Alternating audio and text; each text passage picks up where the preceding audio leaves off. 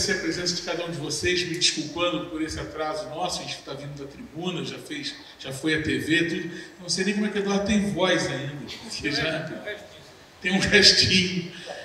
Então, enfim, agradecendo a presença de todo mundo, agradecendo muito a presença do Eduardo aqui, que é uma figura, de fato, diferente, uma figura especial, secretário de Saúde em São Paulo, secretário de Meio Ambiente, grande formulador da saúde pública no Brasil, né, médico, sanitarista, né, pessoa que deu uma contribuição inestimável no Brasil, seja com a lei dos genéricos, por exemplo, a criação do programa de remédio genérico, seja com o SUS, a implementação desse modelo no Brasil, o desenvolvimento dele, enfim. Figura, de fato, que está para além de especial.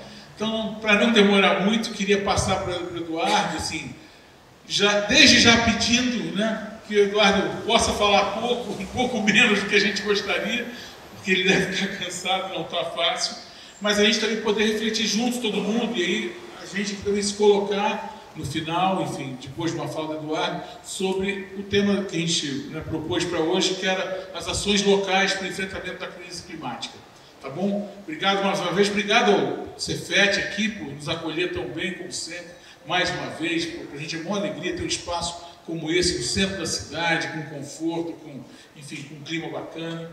Então, vamos para o Eduardo.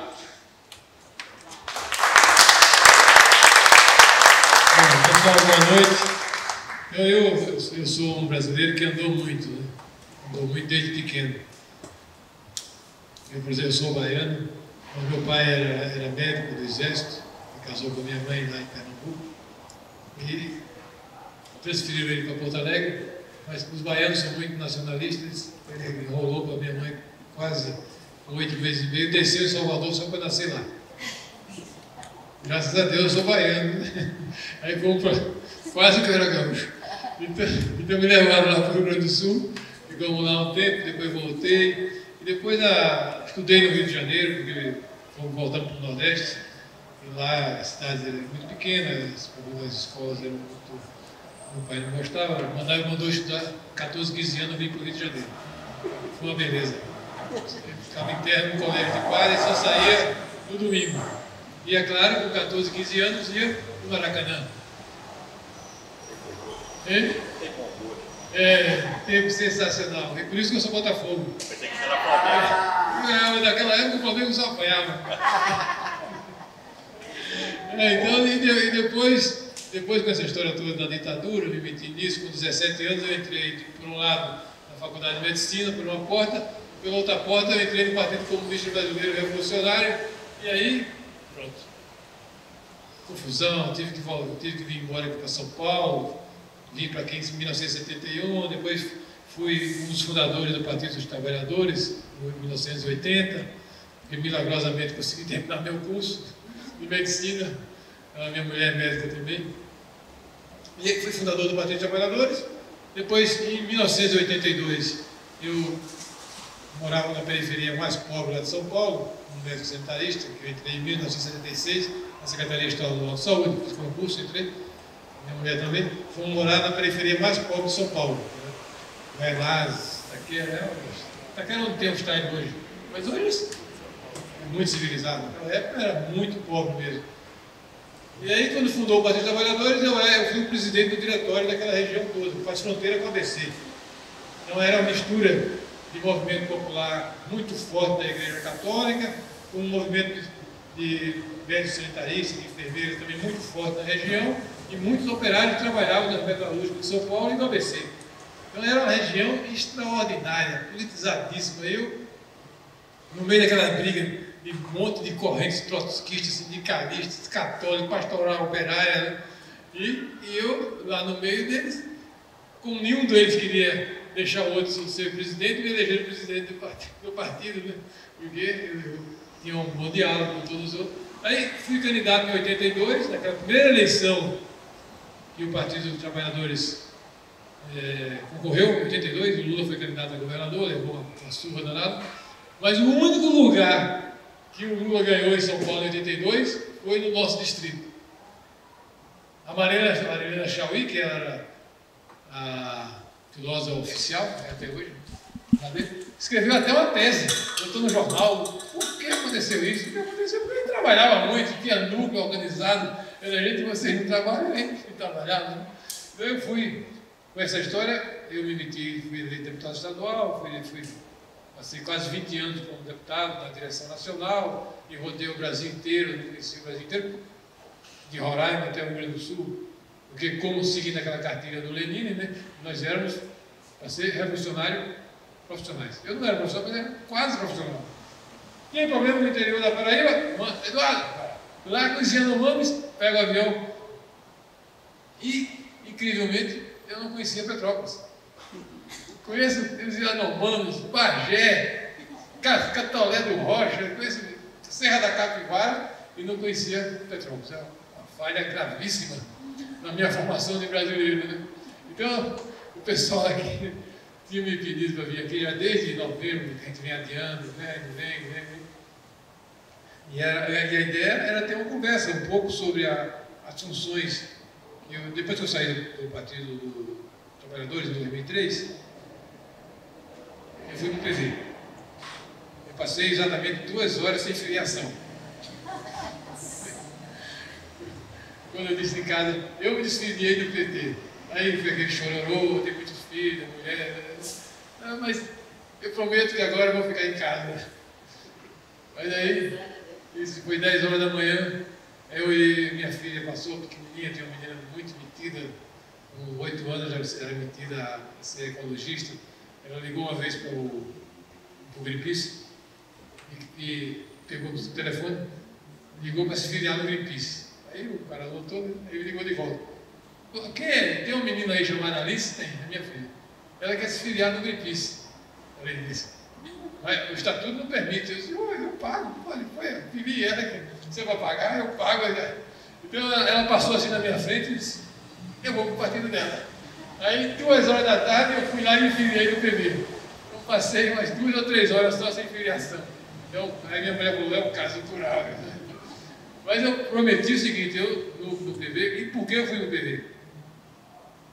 Porque eu, um católico muito fervoroso, e aos 17 anos se converteu à religião do comunismo, virou ateu, abruptamente, e seguiu todos os percursos dessa religião, até descobrir que era a religião mesmo, que tinha profeta, tinha santo, tinha inferno, tinha paraíso, tinha pecado.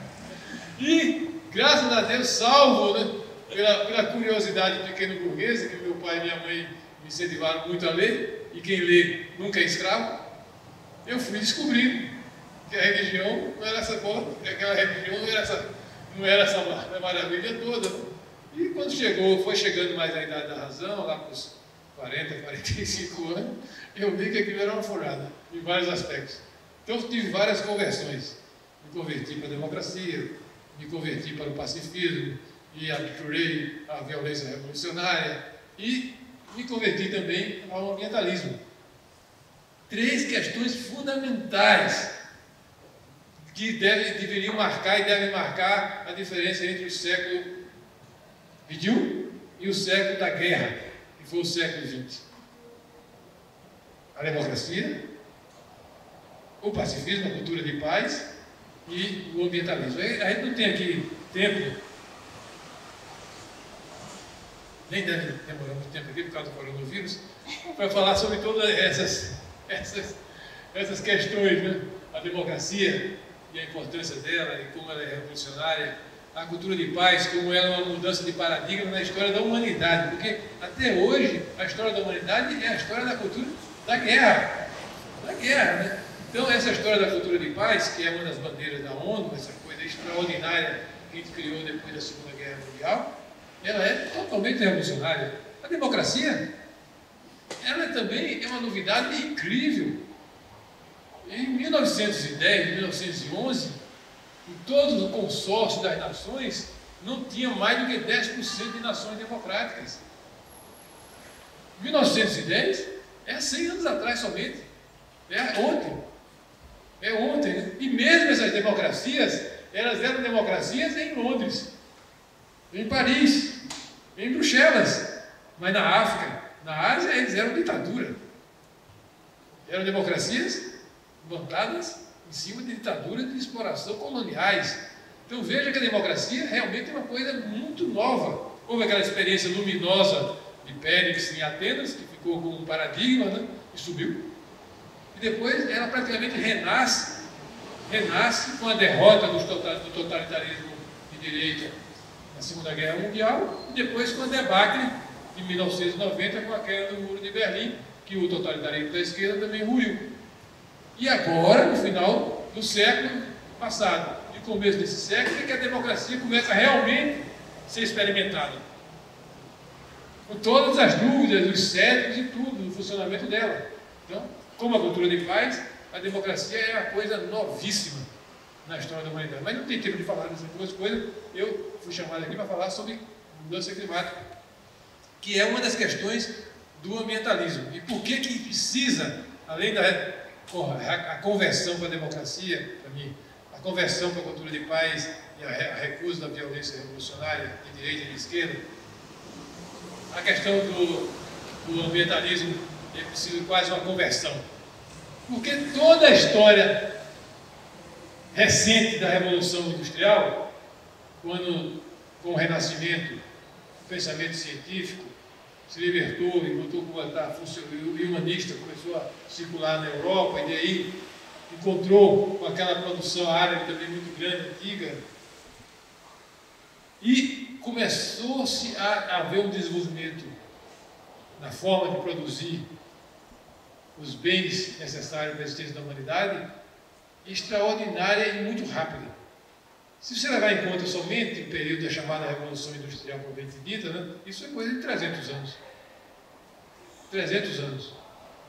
Até esses últimos 300, 400 anos atrás, a ocupação da humanidade na Terra era como a ocupação do Brasil aqui, feita quando os portugueses ocuparam isso. Parecia um infinito. A Terra era muito grande para uma população ainda muito pequena. Você vê como a coisa era estática? A população e a expectativa de vida na época de Cristo e 1000 anos depois. A expectativa de vida na época de Cristo era 33 anos. E foi a idade que ele morreu. Diga-se de passagem, né? A expectativa de vida 1000 anos depois era praticamente a mesma.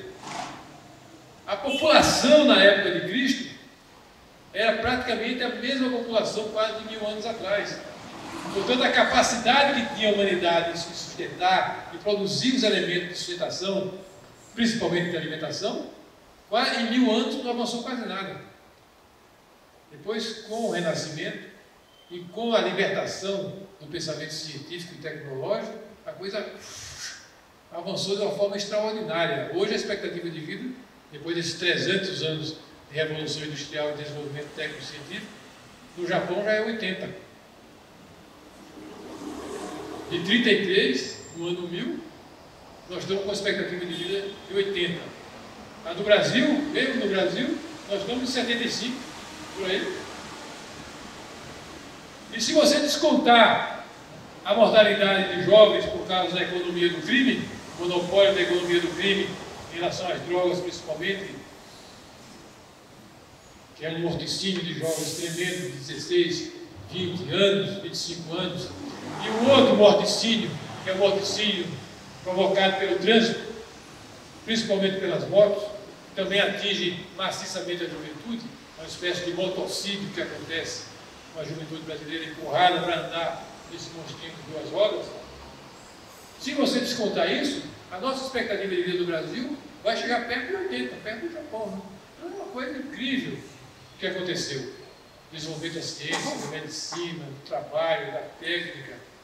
Isso tanto no capitalismo como no socialismo. Né? Depois os dois disputaram, durante muito tempo, no século passado principalmente, o coração e os territórios, mas eles tinham características muito comuns em relação a isso. Os recursos naturais é de quem chegar primeiro, é de quem for mais esperto, é de quem for mais forte, é de quem tiver mais poder, inclusive militar. E estão aí para serem colocados à disposição do homem e da mulher e daqueles que chegarem primeiro. Isso foi no século XVIII, XIX e XX. Mas com essa expectativa de vida, com essa qualidade de vida, o primeiro bilhão chegou, o segundo 2 bilhões, 3 bilhões, nós já somos hoje 7 bilhões e vamos em marcha batida para 8 e 9. Isso foi uma coisa incrível, extraordinária. E a gente deve agradecer a essa revolução industrial, científica e tecnológica que o socialismo e o comunismo fizeram nesses 200, 300 anos. Mas isso tem um preço. E quem apontou pela primeira vez essa questão e colocou isso no cenário político, da política, foram os ambientalistas políticos nos partidos verdes quando eles foram fundados. Primeiro ali pela Austrália, mas logo correndo para a Europa na década de 60 e 70. Alemanha, Suécia. Era uma coisa completamente nova. E o que eles diziam? Qual era o achado do Partido Verde quando apareceu na década de 60 e 70 e a novidade muito grande que ele trouxe para os capitalistas e socialistas de todo tipo? Os recursos são finitos. E se não houver previdência, se não houver planejamento, eles logicamente vão faltar. Talvez não para vocês, diziam eles 60, 70 e 80, né? Mas certamente para as gerações daqui a 20, 30, 40 anos, que são os nossos netos, bisnetos e trisnetos. Isso foi uma novidade total. Durante muito tempo, os partidos liberais, conservadores, socialistas, social-democratas e comunistas não aceitaram isso. Porque, inclusive, os ambientalistas eram vistos como reacionários, em certo aspecto, né? Era como se quisesse frear o desenvolvimento e a possibilidade do desenvolvimento, eliminar, acabar com a pobreza, com a desigualdade, que o socialismo dizia que ia fazer as astrais e que o capitalismo prometia em largas prestações. Enormes prestações, né? Mas todos os dois achavam, né, que essa utopia na Terra, socialista ou capitalista, passava por uma exploração cada vez mais intensiva dos recursos. E vinham os ecologistas dizerem que essa coisa precisa ser matizada, precisa ser planejada, precisa ter mais prudência. Né? Veja que a vida deles era de profetas pregando no deserto, tanto de um lado como do outro. Por isso, quando os primeiros exilados brasileiros voltaram com essa ideia nova, com a redemocratização, gente como o Gabeira, porque o partido foi praticamente fundado aqui com vocês, né, no Rio de Janeiro. Né? O pessoal de São Paulo disse que eles ajudaram, não sei. Mas ajudaram um pouquinho. Um pouquinho. Né? Mas quando. Aqui em Petrópolis. Então, quando eles voltaram com essas ideias que eles aprenderam lá na Alemanha, na Suécia, etc., Sirki, Gabeira, etc., dois quadros extraordinários, né? O Gabeira é uma inteligência privilegiada, né? E o Sirki é uma capacidade técnica também extraordinária. Só que ele se acha o homem mais inteligente e mais bonito do mundo, né? Então, é verdade. Mas são dois quadros incríveis, né? São duas contribuições que o Rio de Janeiro deram ao Brasil. Sensacional. Bom, você estava nessa história, né, no começo. Então isso foi uma coisa muito nova para o Brasil. Porque imagine se isso era uma flor exótica na Europa, quanto mais aqui no Brasil. Quanto mais aqui no Brasil. Onde a desigualdade social, o esgarçamento, a polarização entre a pobreza extrema e a riqueza extrema é a maior do mundo. O Brasil é o país mais desigual do mundo, apesar de todos os avanços na democracia, e isso aconteceram avanços extraordinários na redemocratização, na educação, na saúde, na habitação, em todas as áreas, com exceção da área da violência, que piorou tudo. Todas as outras áreas nós avançamos, mas mesmo assim ele continua um país muito desigual. Então chega essa ideia aqui, ela foi altamente espezinhada. Eu fui testemunha porque eu ouvia o que diziam de você lá no Partido dos Trabalhadores. Não vou repetir. Poupá-los essas grosserias. Então, mas vejam, né? Veja, então, realmente, a primeira coisa que eu sempre vejo numa reunião, tem gente do Partido Verde, principalmente quando tem alguns mais velhos, eu faço questão, né, de registrar como foi importante que essas pessoas pioneiras, né, levantassem essa bandeira aqui na década de 80, mais ou menos. 80, né? E essa capacidade que eles tiveram, né, de trazê-las até aqui. Até aqui, né? Não foi fácil, né? Não foi fácil. Tanto que mesmo, eu depois fiquei sabendo, né, mesmo o Partido Verde Alemão, que eu considero o melhor Partido Verde do mundo, mais preparado tecnicamente, politicamente, administrativamente, o alemão é assim, né? O que ele faz ruim, mas ele faz bem mesmo. Então, mesmo o Partido Verde Alemão, que é o mais preparado, que é um dos responsáveis pela capacidade de diálogo que eles têm com o Partido Democrata Cristão e com o Partido Social Democrata, que são dois grandes partidos alemães, a recuperação democrática da Alemanha. A Alemanha é o que é hoje por causa desse consórcio de diálogo entre Partido Verde Alemão, Democracia Cristã, que tem uma liderança, a Angela Merkel, que eu considero a maior líder hoje humanista do mundo, e o Partido Social Democrata altamente experiente, que era o partido de Marx e Engels. Então, mesmo o Partido Alemão, Verde, né, eles eu fiquei sabendo, desaconselharam a fundar o Partido Verde no Brasil. Porque apesar de ser um super partido, né, eles não perdem a mania de ser e achar que o problema do Brasil é a pobreza. Então, entre no Partido dos Trabalhadores. Não funde Partido Verde, que o Brasil não merece, não precisa, não tem condição de ter um partido agora. 80, né? Vocês vão entrar no Partido dos Trabalhadores. A posição do Partido Verde Alemão é que você tem que entrar no PT e ajudar o PT para fazer. Não é verdade isso? Inclusive, as visitas que eles faziam aqui, visitar o PT. Nunca nós, nunca. Então veja, né? Então eu faço questão, eu que vim para o PT, o PV em 2003 só, né? Eu saí do PT, sou cristão novo aqui. Eu faço sempre questão de fazer isso. Realmente foi muito difícil. E é claro, né?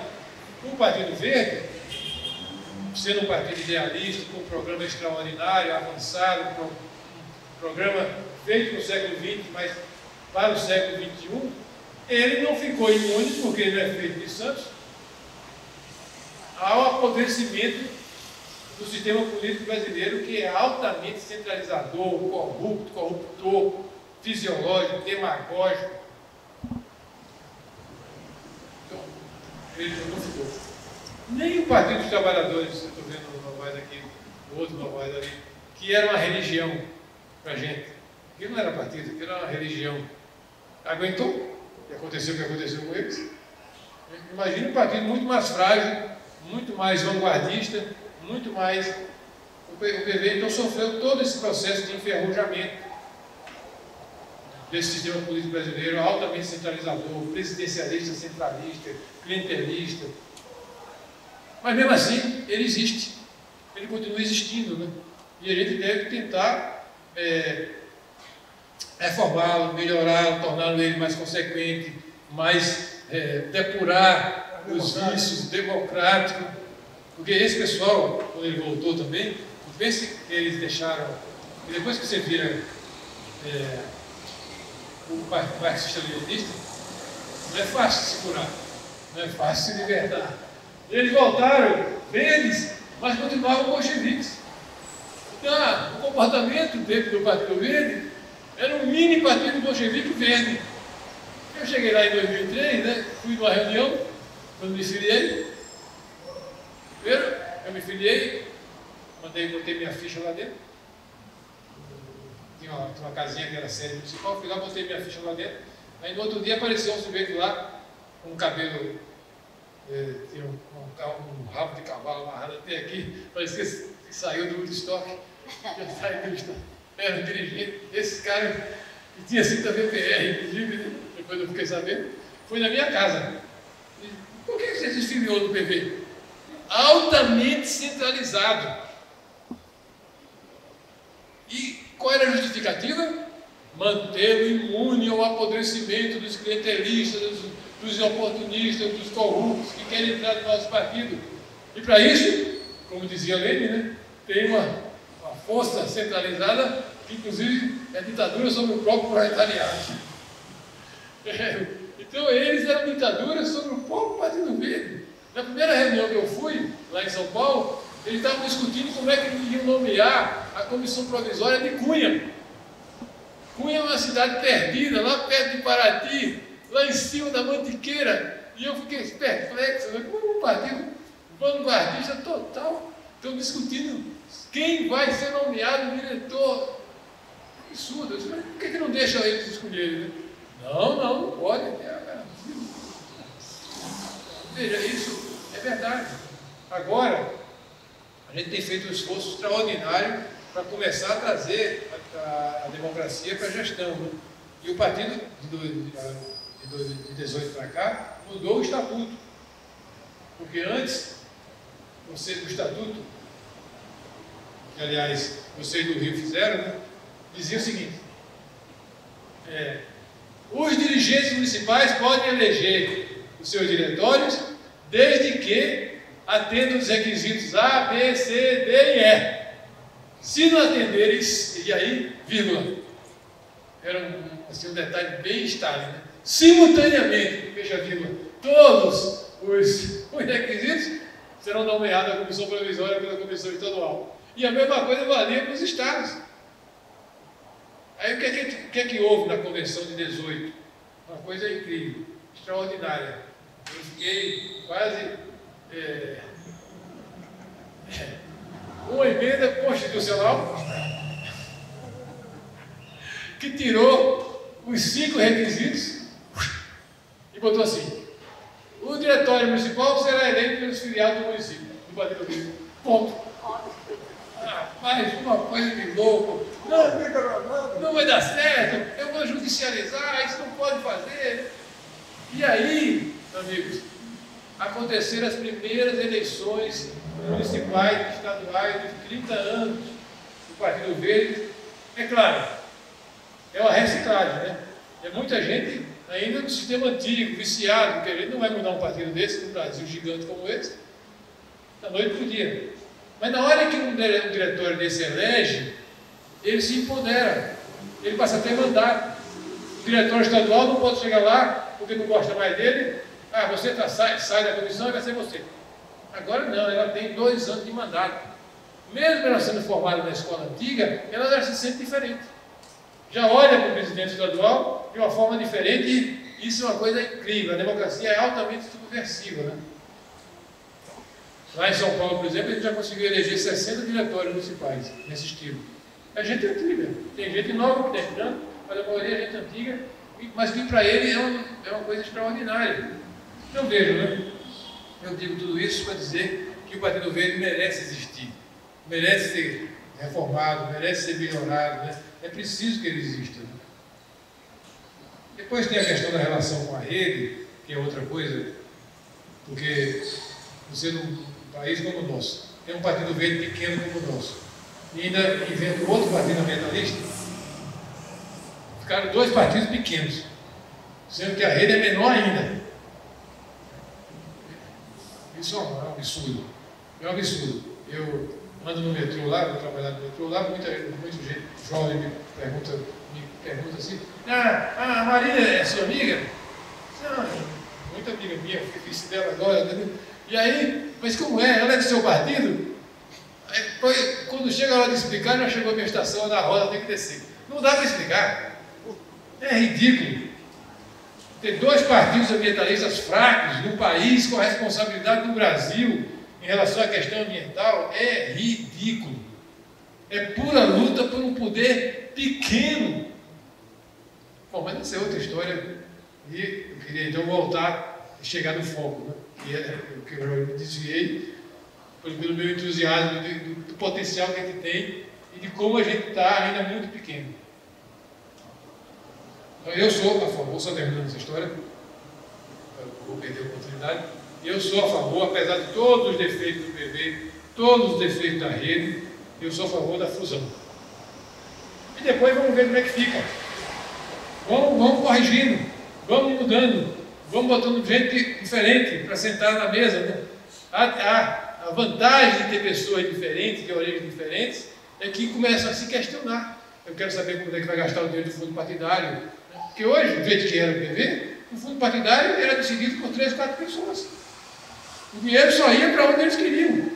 Tinha estado que não tinha dinheiro para comprar um telefone, para pagar um advogado. E tinha outros estados que tinham 70%, 80% do fundo partidário na mão de um escritório que não faz nada. Na hora que você coloca diferentes, mas que têm objetivos parecidos, o questionamento, a transparência começa a circular. Então eu sou a favor da fusão, e sou mais a favor ainda de uma fusão para a gente ter força mesmo, e o povo acreditar que a gente realmente vai ter o mínimo de força para fazer uma tarefa gigante nossa, se a gente incorporar gente nova desses movimentos de jovens que estão surgindo, movimentos paralelos aos partidos. Sou a favor de um diálogo com gente que é proveniente da social-democracia e que aceita a democracia, porque o desenvolvimento sustentável é ambiente, economia e social. Então a gente tem que ter gente junto conosco que tenha a tradição do combate à desigualdade, da busca da justiça social, e tem que estar junto com a gente. E digo para vocês também, sou a favor de dialogar com setores liberais e democratas cristãos, como faz na Alemanha, porque a economia tem que ser dinâmica, né? E a mudança que o ambientalismo tem que fazer é tanto naquilo que vem de origem capitalista como de origem socialista. Então, eu quero dialogar com os setores liberais que têm um mínimo de humanismo. Tem alguns setores liberais que são desumanos, né? Mas tem gente que são liberais que é gente esclarecida. O liberalismo é muito diverso, né? Então, esse é o espectro, é por isso que eu ainda com essa idade toda, que tinha prometido cuidar de casa, eu continuo entusiasmado com 70 anos, minha mulher já perdeu a esperança de me curar, porque vale a pena, né, a gente ter isso no Brasil. A questão do aquecimento global e do ambientalismo. O ambientalismo, quando surgiu, lá atrás, em 60, 70, falava da questão da poluição, da repercussão da poluição na saúde dos humanos, falava da erosão da biodiversidade, da pressão sobre as outras espécies. Essas foram as primeiras pregações. A necessidade de haver um planejamento familiar adequado para que a nossa espécie não continuasse crescendo de uma forma indefinida e explosiva. Por isso que, inclusive, fomos acusados de ser malthusianos, né? Então, eram essas teses primeiras: poluição, saúde, erosão da biodiversidade, extinção das espécies, necessidade de ter um planejamento familiar adequado para que as outras espécies também tivessem direito a existir no mundo. Mas teve um ponto que foi, inclusive, a rigor, independente dos pregadores ambientalistas, que mudou tudo. Foi quando, no final do século, um conjunto muito grande de cientistas, conversando com os responsáveis pela Organização das Nações Unidas, apresentou a questão do aquecimento global, das mudanças climáticas. Isso já vinha sendo estudada na Europa e nos Estados Unidos desde o começo do século. Alguns cientistas já vinham detectando isso. Aquelas medições que eles fazem, né? Já desde lá dos começos de 1900, que já viam alguns detectando que estava havendo um aumento da temperatura global média. Mas isso, como na ciência, né, depende de muita experiência. E levou praticamente um século para que realmente a coisa ficasse maioria entre os cientistas. Não tem alguns cientistas que não aceitam, que acham que tem divergência em relação a isso, mas a ciência é isso mesmo. Né? A ciência não tem unanimidade. Não tem unanimidade e é até bom, né? Porque é uma dúvida e é a crítica que explicasse, que provoca para ir adiante. Mas hoje, ao longo do século XX, isso se tornou uma maioria esmagadora da consciência científica, dos meteorologistas, dos físicos, dos biólogos, de que há realmente esse problema, é um problema real, que vem acontecendo, e teve origem lá no início da Revolução Industrial, quando você compara as medições de forma retrospectiva, né, você vê que isso aí tem uma clara ligação, esse aquecimento global. Já houve episódios de aquecimento global e de esfriamento global muitas vezes, nos 4,5 bilhões de anos da Terra, mas eram por fatores naturais. Essa é a primeira vez que uma espécie animal interfere de uma forma geológica na atmosfera e no mundo todo. Essa é a grande novidade. E isso daí, essas evidências da mudança climática e do aquecimento global, reunidos pela ONU, a ONU organiza aqui no Rio de Janeiro, aqui 70 quilômetros, o maior encontro temático da ONU, da história da ONU todo. Esse encontro de 1992, comparando com o encontro sobre direitos humanos, de mulher, de planejamento familiar, de saúde, foi o maior da história da ONU. Vieram quase 200 dirigentes de países, ditadores, primeiros-ministros, presidentes, reis, rainhas, princesas, primeiros-ministros. E a ONU expõe isso daí. Isso daí é uma mudança total, é uma mudança de paradigmática total. O que a ONU pediu para o mundo aqui no Rio foi: mudem a forma de produzir energia, mudem a forma de produzir, e mais difícil ainda, mudem a forma de consumir. Todos vocês, capitalistas, socialistas, primeiro-ministros, povos, só isso que ela pediu. É claro, a pregação deles, do mesmo jeito que a nossa pregação veio lá em 60, 70, a nossa não a deles, a vocês, foi recebida com ceticismo, com reação, com rejeição por aqueles que tinham seus interesses consolidados, nacionais, e industriais e econômicos, baseados no modelo que sempre foi o que existiu. 100, 200, 300 anos, não havia consenso científico nem consciência científica. Os partidos socialistas, comunistas e capitalistas que governavam não tinham essa consciência, não havia essa evidência. Então eles não podem ser condenados a posteriori de alguma coisa que não tinha consciência atrás. Então não adianta ficar acusando a Inglaterra, a Rússia, a Alemanha, o Japão, etc. Né? Não adianta ficar bravo. Porque o que a ONU pede, né, é uma mudança de como produzir e de como consumir. E principalmente nos países que são democracia, isso exige um convencimento, desde dos trabalhadores até o mais alto capitalista, de que isso tem que mudar. Isso é uma discussão de novo tipo, de nova cultura que a gente vai viver. E foi há muito pouco tempo, né? Isso foi apenas 30 anos atrás, 28 anos atrás.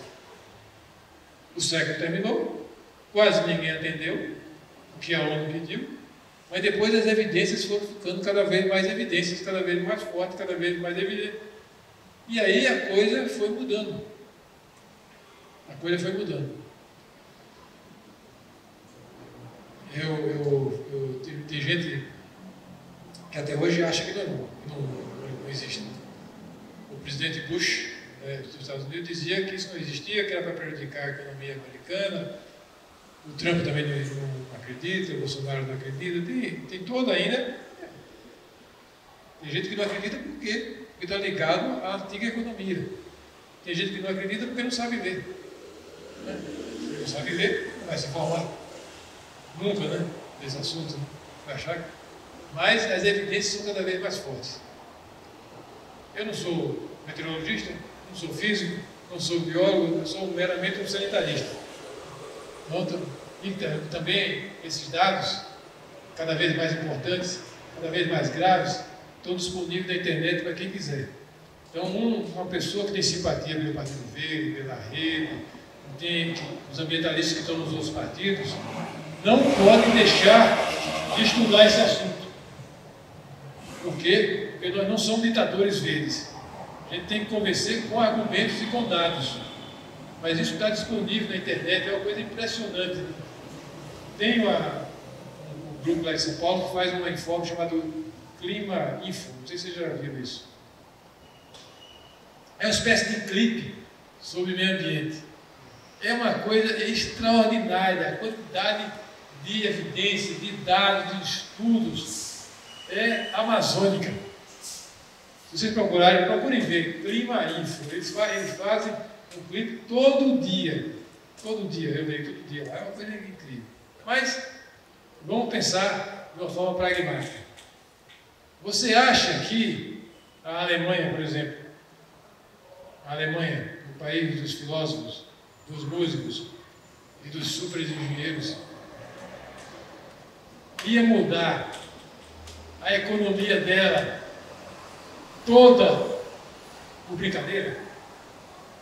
Por brincadeira. Porque a Alemanha está saindo da energia nuclear, por uma outra questão. É um país que sempre a Revolução Industrial foi feita naquela região do Benelux, na Alemanha, na Bélgica e na França, em cima do carvão. Carvão. E até hoje a dificuldade do Partido Social Democrata e na velocidade que o Partido Verde quer, o Partido Verde sempre fica nervoso com a social-democracia, é porque a base dos mineiros de carvão sempre foi uma base muito forte da social-democracia, desde a época de Marx e Engels, e realmente é duro. É dizer que aquilo já acabou, não vai ter mais, vai ter que mudar, não é brincadeira. Mas a Alemanha, vocês acham então, por exemplo, que a Alemanha ia mudar, a Alemanha, que tem a maior fábrica de automóvel do mundo, a Volkswagen passou de novo a Toyota esse ano, né? A Toyota tinha passado, a Volkswagen recuperou. Ia mudar completamente o padrão automobilístico de caminhões dela de brincadeira. Ia fazer um esforço extraordinário, ainda tendo que negociar gás com a Rússia, do novo ditador do Putin, que não é brincadeira negociar com o homem daquele, da KGB. Ia fazer o esforço que a Alemanha está fazendo para desenvolver a energia solar e eólica. A Alemanha é a vanguarda, né? A China agora está investindo pesado, mas a China pirateou a Alemanha e depois a Alemanha se rendeu à China. Porque não dava para concorrer, então a Alemanha, já que não dá para concorrer, é melhor aderir. Então a Alemanha agora está trabalhando junto com a China. Então você acha, né, que um país com a capacidade de recuperação política, econômica, social, que é a Alemanha, que hoje é a vanguarda mundial de desenvolvimento sustentável, ia mudar toda a sua forma de produzir, porque a energia é o sangue da economia. Toda a Revolução Industrial aconteceu quando ele dominou o vapor, o carvão e depois o petróleo. Eles iam mudar isso, que foi a forma de sucesso de 300 anos por brincadeira. Não, é porque eles querem continuar na vanguarda e na frente nos próximos 100 anos. E quem não for nessa direção vai ficar para trás novamente. A China, com o pragmatismo de séculos e séculos e séculos, tirando o período de 200 anos que ela teve em baixa, entre 1800 e o começo de 1900, é um país incrível, né? E com a ditadura, é uma coisa horrível, né? Mas permite que ela faça um planejamento altamente pragmático. Continua usando carvão e destaca alguns pedaços, alguns pequenos pedaços, com 200, 300 milhões de habitantes, e diz aqui vai ser só solar. Eólica e solar. E hoje, né, a China já é o maior produtor, já botou a Alemanha para trás, a Alemanha teve que aderir e conversar com ela, e a China continua sendo um grande poluidor e grande emissor, porque continua usando muito carvão e muito petróleo. Inclusive agora, nessa baixa que a Arábia Saudita baixou 30%, o governo chinês comprou petróleo barato, maciçamente estocou. Então, ela continua muito pragmaticamente na economia velha e, ao mesmo tempo, ela está na vanguarda da economia nova e vai fazer a transição. Vai fazer a transição num país gigantesco como aquela. Então, a China, a Alemanha, pode dizer, a China e a Alemanha fazem isso porque são pobres de petróleo e preferem investir na energia eólica e solar para se ver livre da ditadura petrolífera.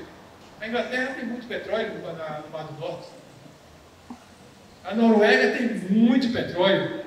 E a Noruega e a Inglaterra estão andando a passos largos em direção à energia nova. Então, amigos, essa é uma prova, eu acho, física, definitiva, que o negócio, para mim, é sério mesmo, né?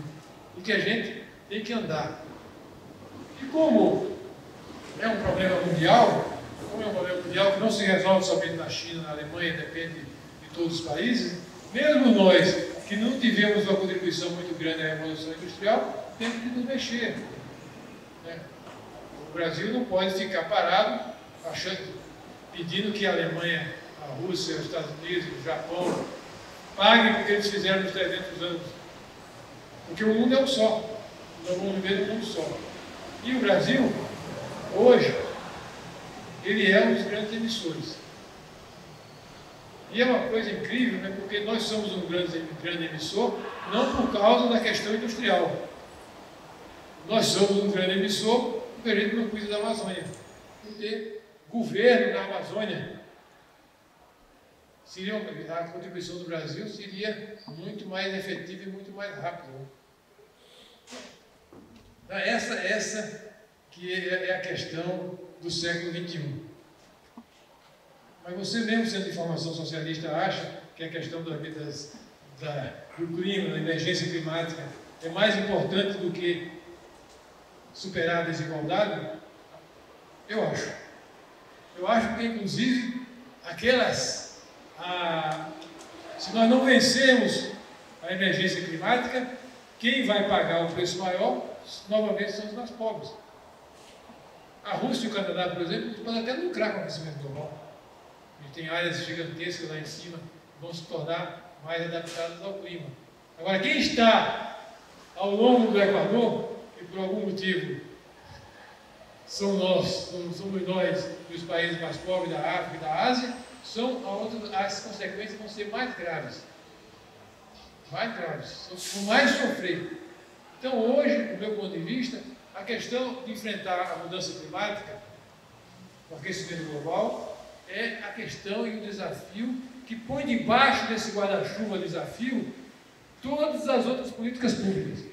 Como é que é a educação, como é que é a saúde, como é que é a questão do transporte, como é que é a questão da mineração, como é que é a questão da agricultura, como é que a questão habitacional vai somando de forma intersetorial para ajudar a superar a questão da emergência climática. Todas elas estão ligadas a essa questão. A derrota em relação à questão da emergência climática é a derrota de todas as políticas públicas. Por isso que ela é mais importante, por isso que ela é articuladora, por isso que ela é a política que deve comandar o planejamento das cidades, da agricultura, dos países.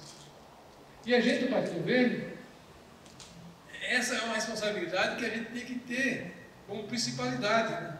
No diálogo da gente com a população, com os cidadãos e com os outros partidos. Segunda questão. É possível fazer alguma coisa no Brasil? O país ainda é muito cético em relação a essa questão da importância. Eu estava falando com o Novaes, com o outro, que eu não vou falar o que é que vocês aqui em Petrópolis devem fazer para enfrentar a questão climática. Porque essa é uma questão global, mas que tem um enfoque necessariamente local. Eu não tenho a menor condição de ficar dizendo, ou não tenho, quando eu vou lá no interior do Nordeste, eu não vou me meter a dizer para eles que têm experiência como é que eles vão fazer. Mas o que eu posso fazer, o que eu posso dizer, é que em São Paulo, numa época que a gente foi governo, Partido Verde, de 2005 a 2012, foi possível fazer alguma coisa. Isso eu posso dizer para vocês. Porque esse é um testemunho pessoal. Eu era o secretário de Meio Ambiente em 2005, indicado pelo Partido Verde, e fiquei durante 8 anos lá, até 2012. Qual é o ambiente que eu encontrei em 2005?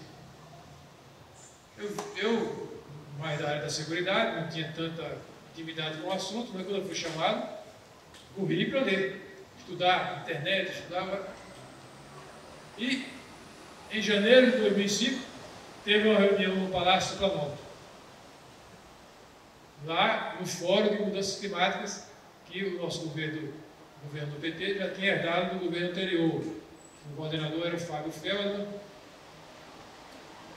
e o Fábio Feldman continuou como coordenador do governo do Lula, por um tempo. Aí, em 2005, janeiro de 2005, eu fui lá, Palácio do Planalto, 4 ministros na mesa. Alguns deles depois foram bater na prisão. Mas a própria ministra estava na mesa. A nossa ministra. E uma plateia. Qual era o discurso? 2005. Agora que o Brasil vai acelerar, inventa essa nova barreira para o nosso desenvolvimento. e enveredou o discurso por uma retórica anti-imperialista alucinada. E um sujeito que pelo sotaque devia ser da UERJ, só faltou subir na mesa para dizer que aquilo ali era um recurso do imperialismo para impedir o desenvolvimento da gente aqui no Brasil, que agora nós vimos, ou seja, agora é a hora de tocar o pau. Eu saí, eu cristão novíssimo, né? Sentado na última fileira da aula, saí de lá impactado, né? Que é isso, né? Que horror, né? E parece como se o Brasil pudesse se salvar usando os métodos velhos, né? E dane-se o resto do mundo. 2005. 2005. Ou seja, praticamente ontem, né? Voltei na prefeitura. Falei com o prefeito. O prefeito era o Zé Serra, que é um social-democrata tecnocrático. Foi bastante autoritário. Mas é um sujeito que não é um bom economista, é um bom administrador, e ele é viajado, né? Ele sabe que as coisas existem. Né? Eu falei para o prefeito, a situação é essa. De Brasília não vem nada. Do Estado não vem nada. E aí ele perguntou, e o que é que você propõe? Vamos fazer o nosso papel. E ainda mais como São Paulo é uma cidade mundial, tem 12 milhões de habitantes, é a maior cidade mundial do hemisfério sul, o que a gente fizer aqui vai ajudar o Estado de São Paulo, vai ajudar os outros municípios e vai ajudar Brasília a ver que é possível fazer alguma coisa. Vamos fazer, gente. Não adianta a gente ficar discutindo num fórum que diz que quem tem que se virar é a Inglaterra, é os Estados Unidos, é o Japão, é a Rússia, etc. Tudo bem, vamos adiante. Uma das primeiras coisas que a gente fez, a gente tinha uma secretária de Relações Internacionais que era filha do antigo conhecido nosso da esquerda, Gasparian, que era o diretor do jornal Opinião. A filha dele é embaixadora, Helena Gasparian, ela é secretária de Relações Internacionais. O prefeito chamou, disse, ó, conversa com o Eduardo aí e vamos lá saber na Europa como é que está. Nós fomos em Londres. 2005. Londres já tinha uma comissão de mudanças climáticas trabalhando a todo vapor, em todas as áreas, transporte, produção, adaptação em relação a enchentes, desastres. E quem coordenava a comissão de Londres era a vice-prefeita. Na época, o prefeito de Londres era um prefeito trabalhista, muito boa praça, um sujeito muito simpático, tipo um Suplicy, assim. Mas quem mandava mesmo na prefeitura era essa generala inglesa, né? Uma mulher organizadíssima, daquelas, parecia uma enfermeira daquelas alemãs. Ficamos lá uma semana, né, conversando, e a Londres propôs para a gente, vamos fundar com as 40 maiores cidades uma associação de grandes cidades preocupada com a questão climática. Se São Paulo topar, São Paulo vai estar na fundação. Então, em 2005, São Paulo, Nova York, Londres, Berlim, Paris, Amsterdã, Estocolmo, tinha gente da Coreia, Seul, fundou a chamava C40, né? Cidades 40, as 40 maiores cidades preocupadas com o meio ambiente, para se articular e trocar experiências e agir de forma autônoma em relação a essa questão. Já existia uma grande entidade, da qual São Paulo também participou, que era o ICLEI, que era uma entidade alemã. Mas o ICLEI, a entidade alemã, ela reunia cidades pequenas, médias e grandes, que é uma coisa também muito importante, né? Mas o peso das grandes cidades, às vezes, fica diluído numa entidade como essa. Os alemães não gostaram, porque acharam que era rival. Mas aí a gente de São Paulo ficou na diretoria do C40, na primeira diretoria, e ao mesmo tempo na diretoria do ICLEI. Então a gente era uma cidade mundial que estava nas duas maiores articulações de cidades preocupadas com o clima no mundo. E a gente aprendeu barbaridade, né? Porque aqueles encontros, aqueles congressos que nós participávamos, nós aprendemos muito disso aí. Então São Paulo começou a agir. A primeira coisa que a gente fez, o beabá, que eles falaram para a gente, cadê o inventário de São Paulo? Como é que São Paulo contribui para as emissões no mundo? Tem que ter um inventário, tem que ter um diagnóstico. A gente não tinha, porque o governo anterior, que era um governo nosso, do PT, que era do PT na marca, contratou um inventário aqui na COP, que tem cientistas extraordinários aqui na FRJ, né? Na COP, mas não pagou. Contratou, mas não pagou. Então estava parado o inventário, aí o prefeito arrumou o dinheiro, a gente pagou o pessoal do Rio, que é um pessoal muito bom, da COP, né? E logo eles já tinham feito, mas estava guardado, eles não entregavam porque não pagou. Aí, 2 meses depois, a gente tinha o inventário de São Paulo. O Rio de Janeiro também já tinha o inventário que eles fizeram. Eram os 2 únicos inventários do Brasil. Era o do Rio de Janeiro, anterior ao nosso, e o nosso de São Paulo. E com aquele inventário, e com a minha experiência de panfletagem da época do PT, eu botei aquilo no folhetinho colorido, com os gráficos pizzas, como é que os paulistanos produzem gases de efeito estufa que causam aquecimento global. 80% era energia,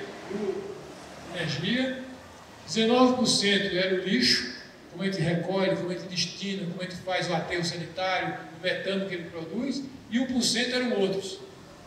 Como é que esses 80% de energia se distribui no outro gráfico pizza? Dos 80% de energia, 90% era combustível fóssil, era petróleo, gasolina e diesel, e 10% era energia elétrica, porque também produz um certo grau nas hidrelétricas.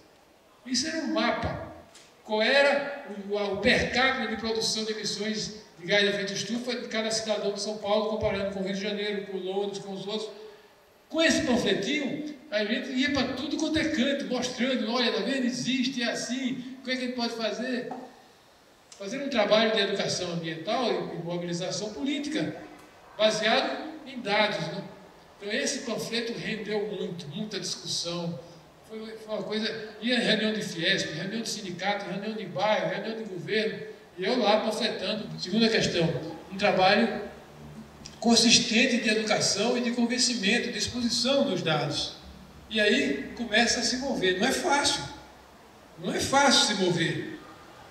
Se o combustível, a gasolina e o diesel é 90% dos 80%, numa cidade que é movida a gasolina e a diesel, o que você vai fazer? Vai falar para o secretário de transporte e mude tudo? O cara vinha com a vassoura para me bater, né? Mas a gente persistindo, a gente falando, né? Mudou 3 secretários de transporte nesses 8 anos, para o terceiro começar a aceitar o que a gente estava falando. E começar a participar, junto com as outras secretarias, do que eles podiam fazer. E o que é que eles podiam fazer? Eles podiam começar, não da noite para o dia, a mudar a matriz, por exemplo, dos ônibus. São Paulo tinha, na época, 11 a 12 mil ônibus. É uma das maiores frotas municipais do mundo, tudo a diesel. E diesel muito sujo, que era diesel de 2.500, era um diesel horrível. Então, esse terceiro secretário começou a negociar com as empresas e começou a ver novas experiências. Primeira experiência, uma das empresas começou a botar ônibus a etanol. Comprou uma frota de 200 ônibus a etanol.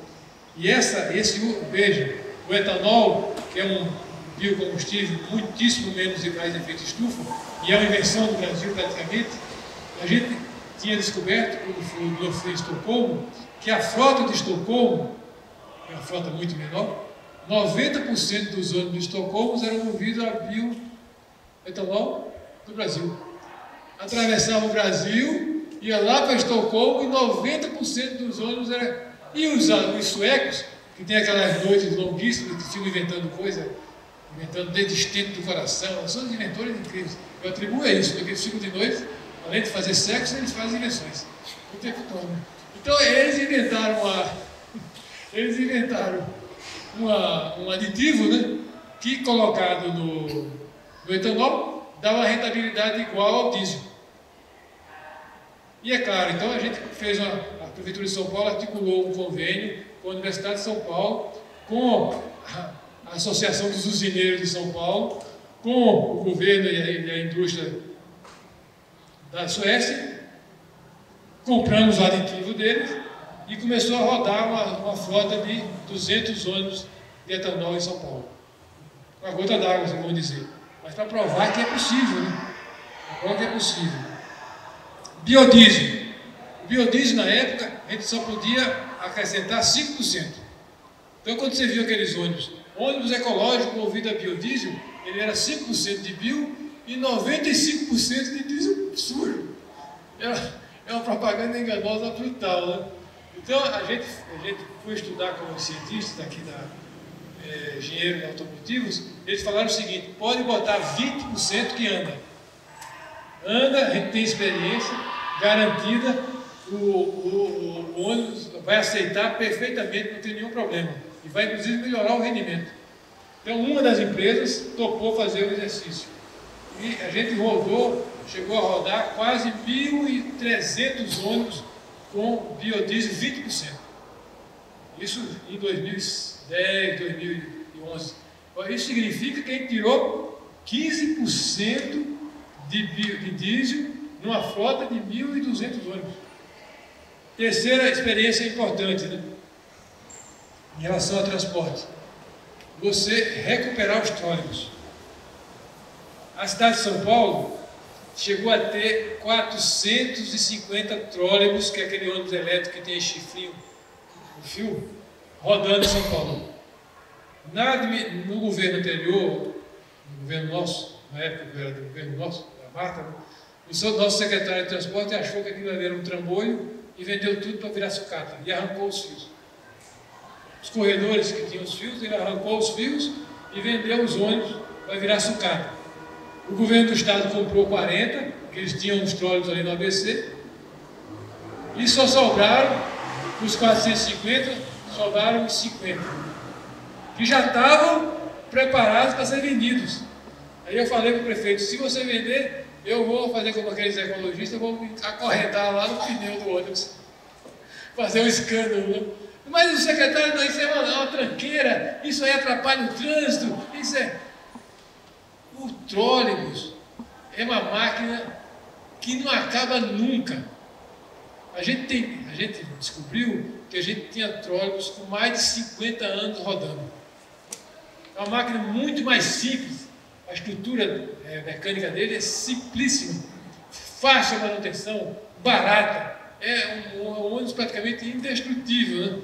Esse de 50 anos não tem os mesmos confortos dos novos, né?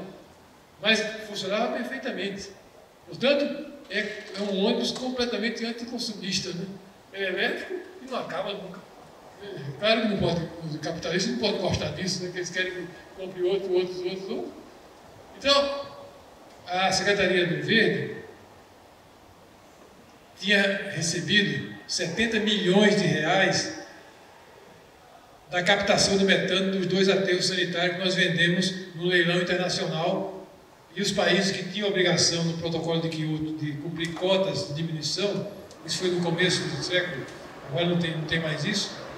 A Suíça, a Holanda, a Inglaterra, que tinha cota do protocolo de Kyoto previsto de redução de emissões, se eles não conseguissem fazer a cota deles, eles podiam comprar dos países em desenvolvimento uma redução certificada pela ONU e botar na cota deles. Então, lá em São Paulo, os 2 grandes aterros nossos, tem 2 aterros gigantescos, que recebiam 7.000 toneladas de lixo por dia cada um. Total, 14.000 toneladas de lixo. 7.000 para um, 7.000 para outro. São os maiores do mundo.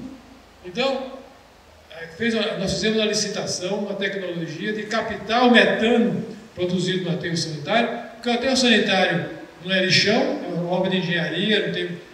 Mas ele, pela natureza dele, compactando o lixo, principalmente o lixo orgânico, de resto de comida, casca de banana, carne, ele produz o gás metano.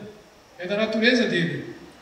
E o gás metano é um gás fortemente efeito estufa. O gás padrão de medir o efeito estufa é o CO2, que sai do combustível fóssil, sai do escapamento. O metano é 23 vezes mais efeito estufa do que o CO2. Então, o aterro sanitário é uma redução de danos, mas é uma bomba de produzir gás de efeito estufa. O que a gente licitou?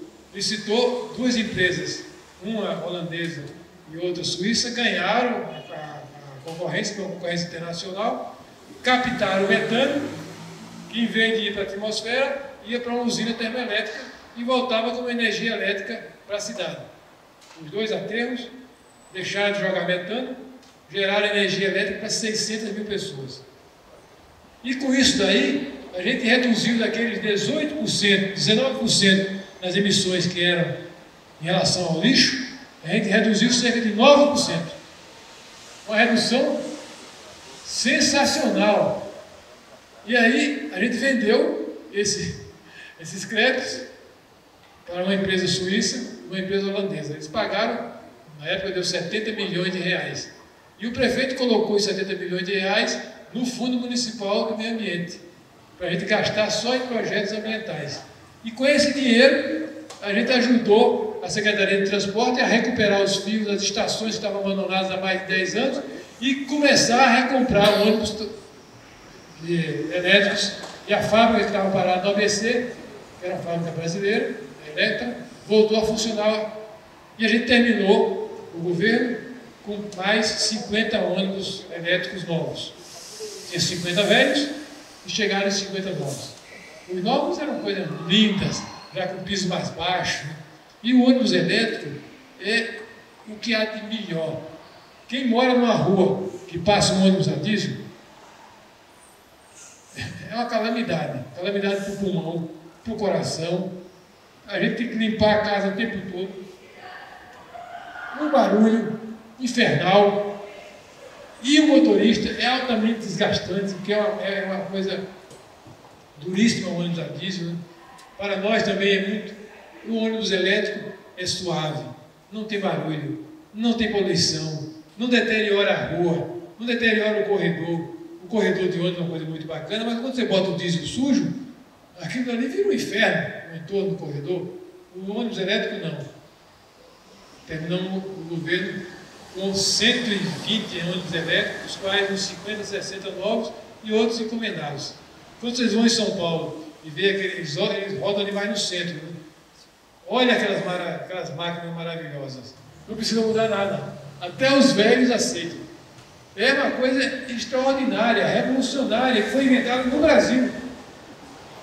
Só que não tinha escala. Né? Não tinha escala, porque era uma novidade absoluta. Né?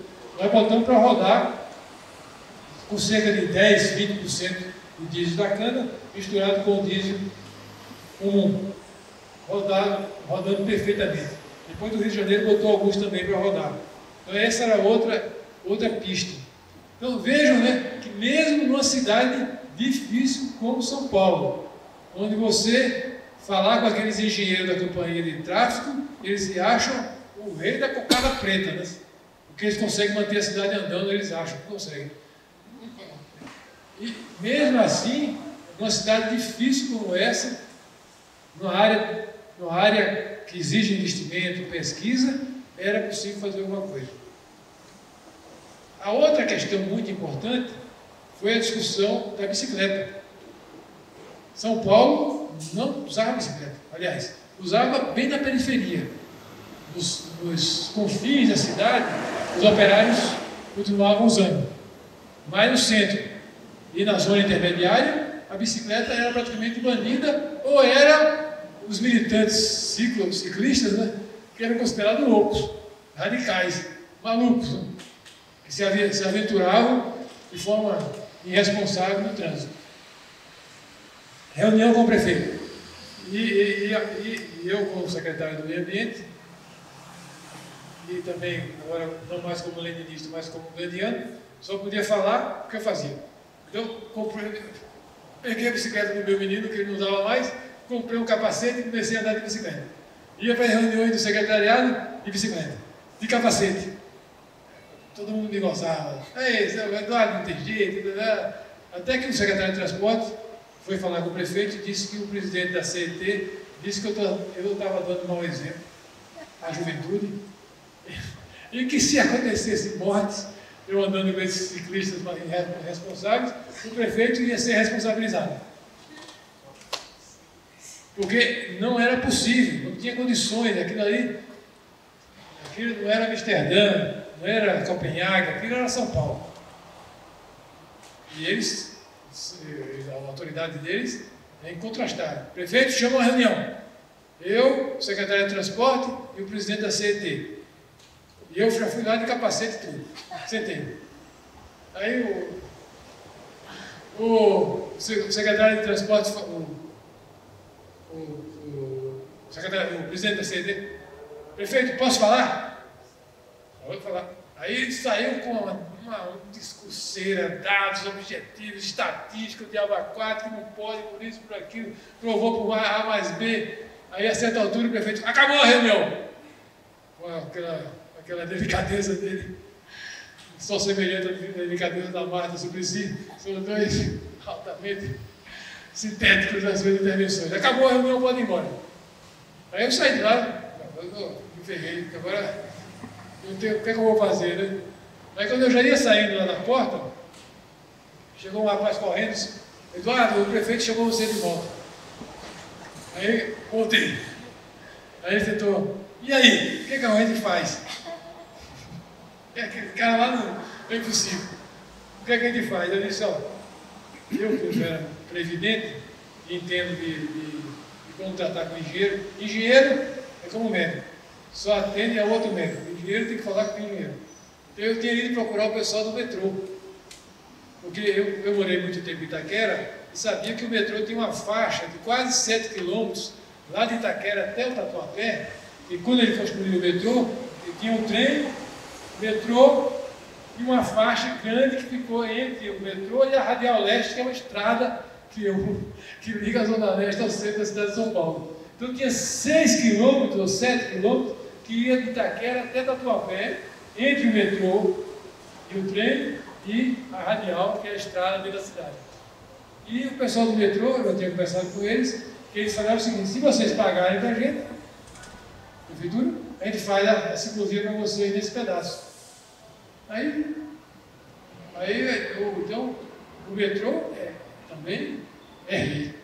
Os engenheiros do metrô também porque o metrô de São Paulo, eu gosto muito do metrô do Rio. O pessoal do Rio fala mal do metrô do Rio, eu não falo.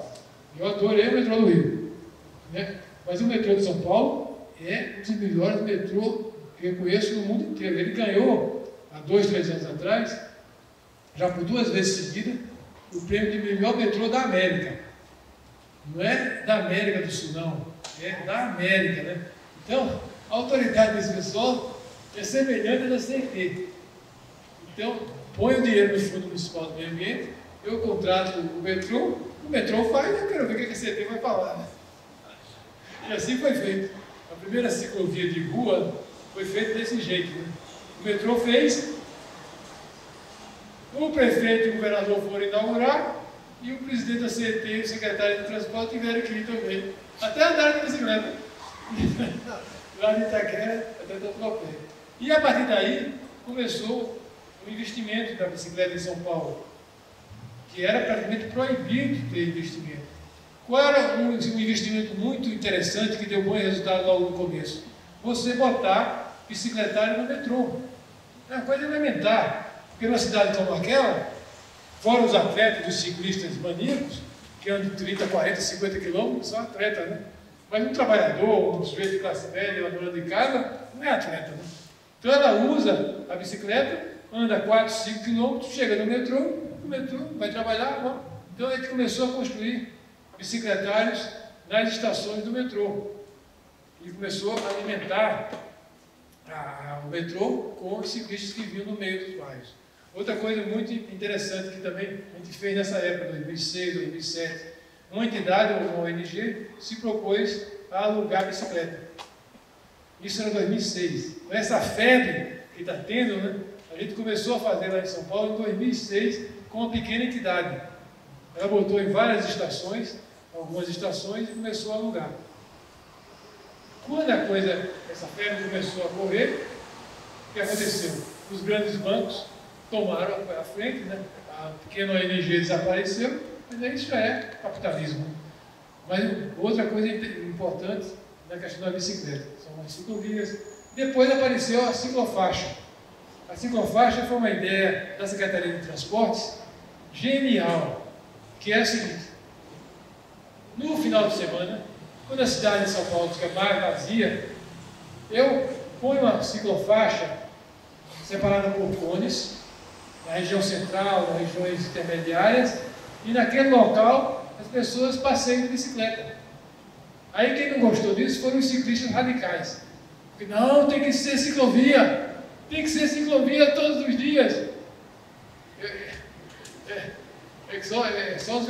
Como os vegetarianos que não gostam da campanha da segunda-feira sem carne, porque tem que ser vegetariano todos os dias. O cara tem que experimentar. Isso foi uma coisa incrível. Porque no final de semana você via aquele trabalhador, aquele médico, aquele empresário, que durante a semana era uma fera no transporte, o carro dele, né? E o sujeito parece que eu vendo no carro, ele muda de espécie, né? Ele vira uma fera. Então, ele, naquele final de semana, ele andava de bicicleta na ciclofaixa, começou a experimentar. Era uma verdadeira redescoberta da classe média dos trabalhadores, do centro expandido, da bicicleta no final de semana. E aí ele levava o menino, o neto, o filho, comprava uma bicicleta pequena, porque andava na ciclovia protegida, toda isolada, né? Era uma coisa super segura.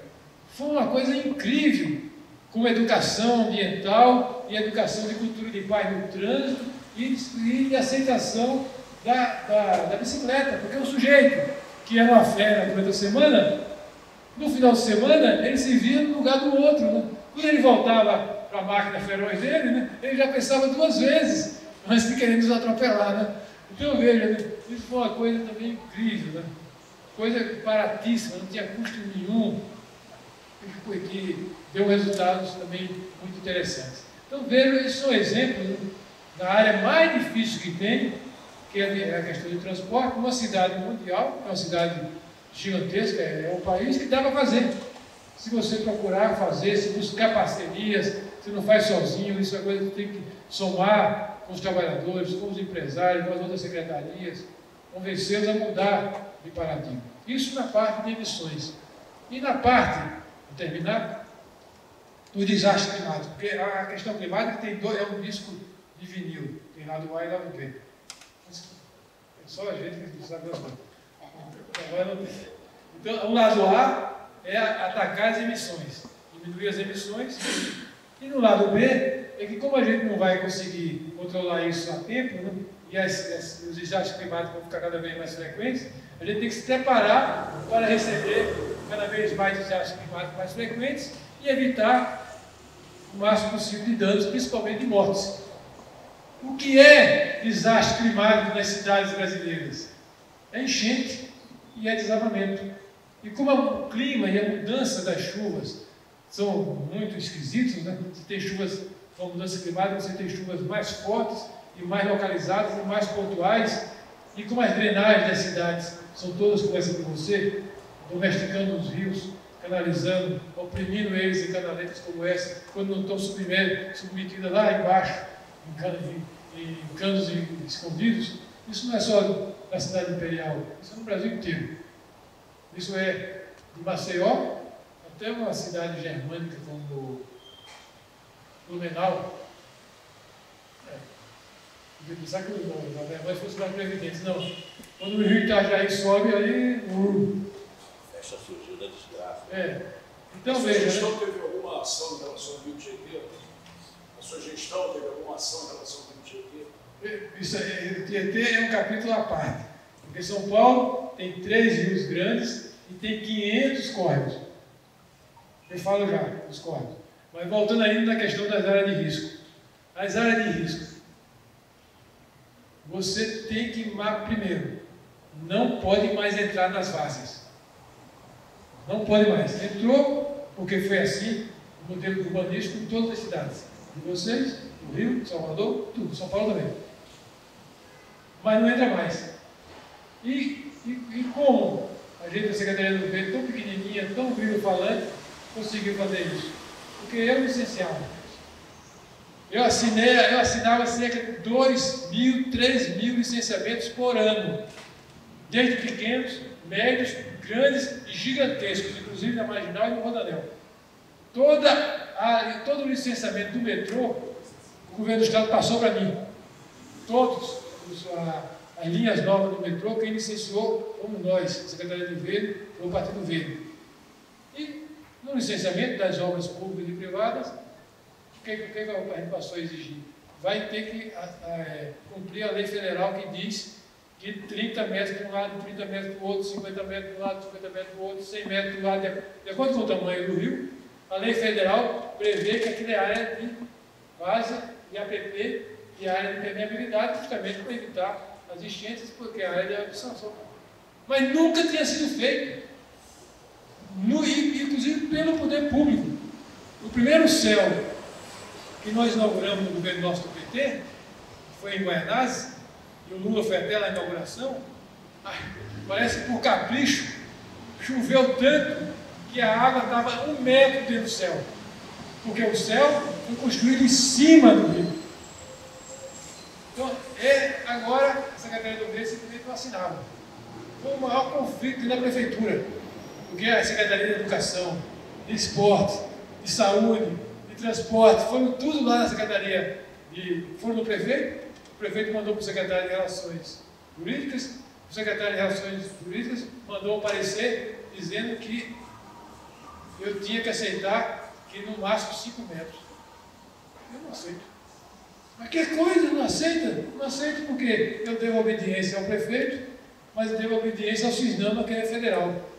Você quer que eu obedeça ao prefeito ou obedeça ao Cisnama, que é uma lei federal? Eu assino. Então, isso daí já foi uma coisa incrível, né? Porque a Secretaria da Educação queria construir em cima dos córregos. A Secretaria da Saúde queria construir em cima dos córregos.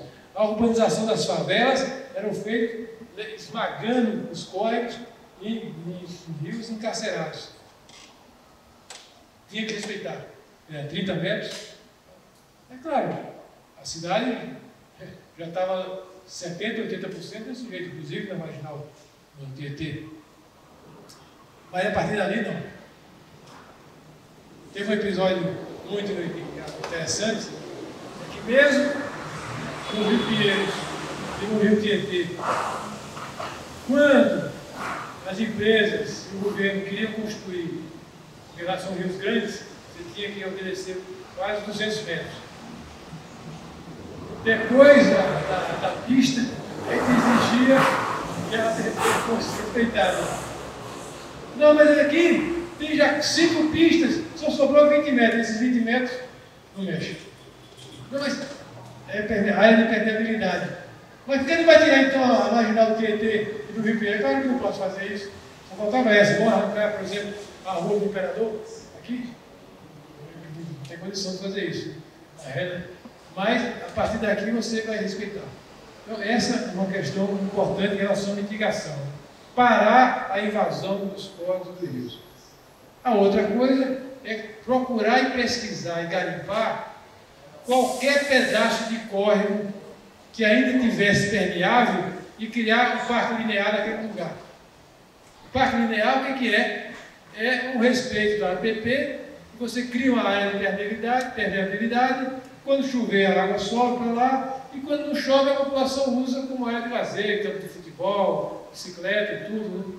Mas os córregos tinham 3, 4 quilômetros e só tinha 500 metros de permeabilidade. Faça um parque linear de 500 metros, porque o parque linear é uma mudança de cultura tão importante que ele tem que ser como um pudim, tem que comer para sentir o gosto. Porque a cultura da população brasileira é lampe-se os córregos, encarcere-se os rios, tire o rio de perto de mim.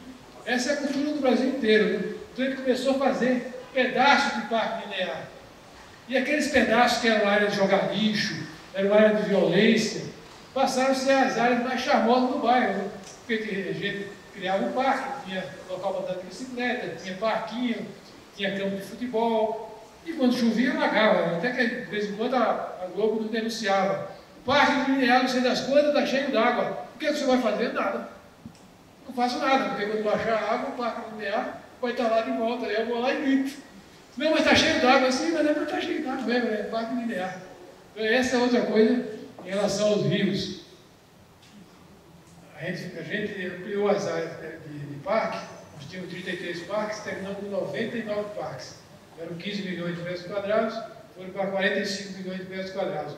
Então, esse grande parte desses parques eram parques lineares. Em alguns locais, a gente teve que negociar com a Secretaria de Habitação, porque tinha favelas palafitas em cima dos rios, não é que estavam do lado, em cima, né? Então, com a Secretaria de Habitação, era a única secretaria que a gente negociava. Então, por uma questão óbvia, né?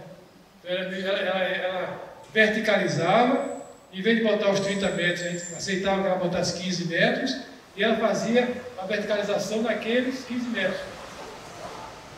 Porque São Paulo é muito difícil de área, né? Então, esse é o problema de mitigação.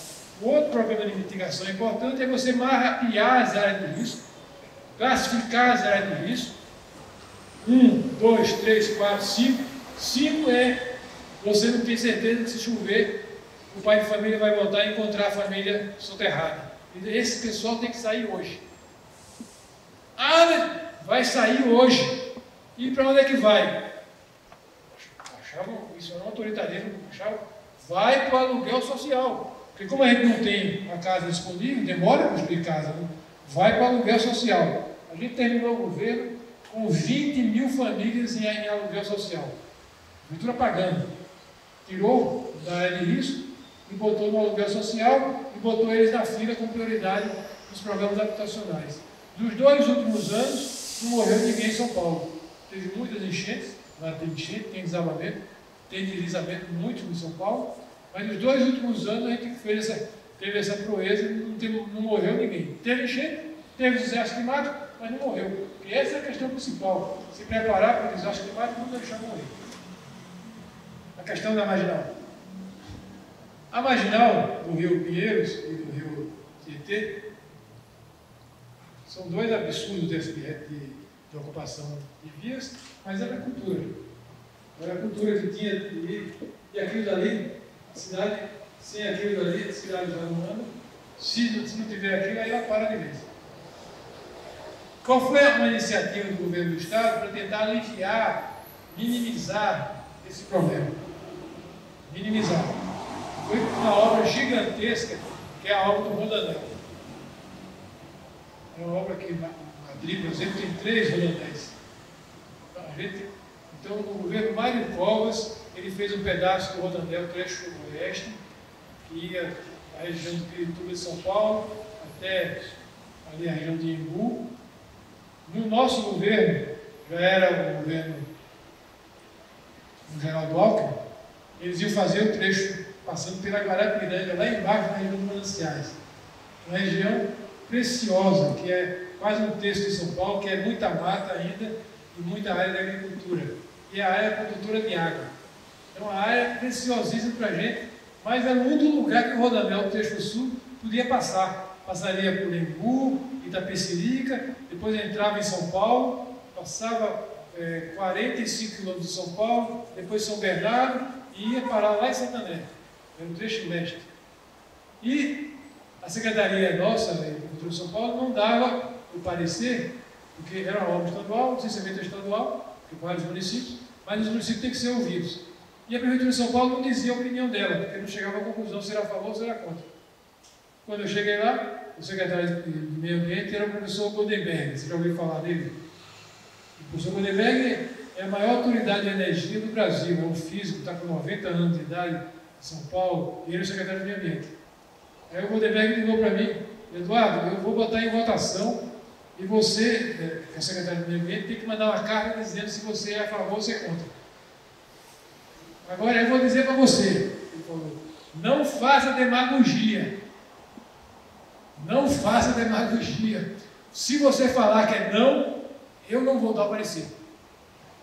Professor, o senhor que é presidente do Conselho Estadual, eu sou do Municipal. Eduardo, eu estou falando para você, eu sou bem velho. Se vocês falarem que é não, é não. Aí, meu Deus do céu, e agora? Aí eu contratei a USP para fazer o parecer. de viabilidade. E caiu no laboratório da Faculdade de Urbanismo e Arquitetura. E eles fizeram parecer maravilhoso, lindo, né? Dando um parecer favorável, mas com uma série de restrições para proteger a biodiversidade, impedir a expansão urbanística. Inclusive, na parte de São Paulo, você passa suspenso batido, não tem nenhuma entrada. Porque na hora que você tiver uma entrada, aquilo ali vira um vetor de expansão imobiliária irrefreável. Então, nós exigimos que o Rodoanel Trecho Sul entrasse em São Paulo, vindo de Itapecerica, e fosse sair lá de São Bernardo do Campo, atravessando a Minas, sem ter nenhuma entrada. Né? Os vereadores ficaram felicíssimos, imagina, né? Porque toda a clientela deles iria usar o Rodoanel como passou batido e criou 4 grandes parques lineares no entorno do Rodoanel para proteger e impedir a expansão imobiliária e logística no entorno da região de produção de água. E deu o parecer. Passou o trecho leste, depois foi o trecho lá da região do trecho sul, passou o trecho leste. E aí chega na marginal. O trecho último que faltava para o Rodoanel, que vai tirar um número substancial de carros e de ônibus e caminhões na região metropolitana, era o trecho norte. O trecho norte, ele é paralelo à marginal do rio Tietê, passando lá em cima da Cantareira, por cima do Parque Estadual da Cantareira, que é o local de produção de água da cidade da região metropolitana mais importante. Ele tem 25% que vem da região sul e 75% quase que vem lá da Cantareira. Então imagine a complexidade dessa obra, desse trecho Rodoanel que o Estado teria que fazer. Isso em 2012 começou a licitação do trecho Rodoanel. Nós já estamos em 2020 e o Rodoanel trecho norte não acabou. Tal a complexidade de túnel, de proteção da área de biodiversidade que tem. Ora, nesse meio tempo, né, surgiu aí, já que não tinha o trecho norte, qual era, na prática, o trecho norte do Rodoanel? A marginal. A marginal funcionava com a ligação do trecho leste do Rodoanel com o trecho oeste enquanto rodovias que vão para o interior. Mas ela estava totalmente parada. Então surgiu a ideia de você fazer algumas obras de adaptação e de viadutos para dar mais fluidez à marginal do rio Tietê. Tudo que a gente não queria era mais mexer naquilo ali. Mas era uma questão de governo. E governo é fazer opções muito difíceis. Não é? Governo não é fazer somente o que é ideal, né? É fazer algumas coisas, você tem que fazer opções. Se não houvesse algumas obras de modernização dessa estrada dentro de São Paulo, a ligação do Rodoanel leste, oeste e sul está viabilizada, porque o trecho norte não saiu até hoje. Está lá há 8 anos fazendo e vai levar mais 2, 3 anos. Então, a gente avaliou tudo isso na Secretaria do Meio Ambiente e avaliou o seguinte: vai fazer a obra, e a gente apanhou barbaridade dos nossos amigos todos, ambientalistas, ciclistas, de água aquática, mas você, dessa, né, que é a obra estadual, você vai repor cada centímetro de impermeabilização nova que você fizer nessa obra, você vai repor na bacia. Você vai dizer o seguinte: vai impermeabilizar mais X metros quadrados por causa desses viadutos, por causa disso aqui. Esse X você vai impermeabilizar. Vai quebrar a calçada, vai abrir área de permeabilidade no entorno da bacia. E vai fazer um manejo de vegetação. A gente levantou a vegetação na marginal e lá tinham 1.500 árvores. Dessas 1.500 árvores, pelo menos umas 550 eram árvores condenadas, já doentes, mortas, porque a poluição lá é brutal. E o terreno é muito impermeabilizado. Então ele cortou essas 550 e foi obrigado a plantar 40 mil. 40 mil no entorno da marginal. E hoje, se você passa na marginal no rio Tietê, você vai ver que já há uma recuperação bacana da vegetação. Claro que a vegetação é oprimida, né, no restinho de área que ficou. Mas houve um plantio muito forte lá E, coisa muito importante, a gente obrigou o governo do Estado a retomar uma obra de recuperação da permeabilidade do Alto Tietê, que era uma obra do governo Paulo Egídio, na época da ditadura. Teve um projeto do arquiteto Otaque, muito famoso, contratado pelo Paulo Egídio, que ia fazer um parque linear dali da Penha, de São Paulo, até a Nascente. Até a Nascente. São quase 80 quilômetros. Seria o maior parque linear do mundo. O que aconteceu? No governo Paulo Egídio, foi feito um parque linear, você conhece ali? Aquele parque que você vai para o aeroporto, você vê o parque ali bonito, que fica do lado esquerdo. Aquele pedaço ali era o começo do parque. E essa é fantástica, ela é linda, né? De várzea, tem vários ângulos do rio Tietê, quando alaga, aquilo ali fica cheio d'água, depois seca. E quando o Maluf substituiu o Paulo Egídio, o Maluf mandou parar o projeto e, com o dinheiro da continuação, construiu a Ayrton Senna. E o Parque Linear foi para as Calenas. A gente redescobriu e, no licenciamento da marginal, obrigou o governador a recontratar o Otaque e refazer o parque, que era da época do Paulo Egídio, todinho até a Nascente, descontando as áreas invadidas, as áreas ocupadas por indústrias, e o parque voltou a ser reiniciado. Foi feita a ciclovia, plantio, chegou até a entrada ali de São Miguel Paulista, você conhece o bairro dos Pimentos, a ciclovia chegou lá, criou alguns parques naquela região, mas quando acabou o governo estadual mudou de novo, parou de novo. Está lá parado outra vez. Mas o projeto está refeito, né? Refeito. Então, isso é obra de adaptação. Assim, amigos, eu queria essa descrição é para fortalecer uma convicção de que é possível fazer. Não é fácil, né? Porque existem escolhas, mudanças de postura, de costumes, às vezes, principalmente às vezes, dentro do próprio governo, com a própria população, mas dá para fazer. O que é que uma pessoa que mora aqui em Petrópolis, vocês do Partido Verde, podem fazer em Petrópolis? Vocês que sabem, né? Porque existe um pensamento, uma certa orientação global, mas a realização é local. O que é que a gente do PV vai defender como mitigação numa cidade como essa? É totalmente diferente, muito diferente de São Paulo. O que é que vai fazer em termos de adaptação? Vocês viveram um acidente climático aqui, é horrível, né? Aquela vez que morreu quase 1000 pessoas aqui entre Friburgo, Teresópolis e Petrópolis. E pior, no ano seguinte, morreram mais 100 pessoas. No ano seguinte. Naquela época já deviam ter feito o impeachment do Sérgio Cabral, por irresponsabilidade, por deixar morrer 100 pessoas no mesmo lugar que morreu 1000 pessoas no outro ano. Eu não sei o que é possível fazer numa cidade difícil como essa. Aqui parece a Bahia, né? Tanto morros e vales e rios que tem. Então, mas essa é uma tarefa da gente do Partido Verde. Dialogar com os outros partidos, dialogar com a sociedade e pensar o que é que de mitigação e o que é que de adaptação eu posso fazer numa cidade como Petrópolis.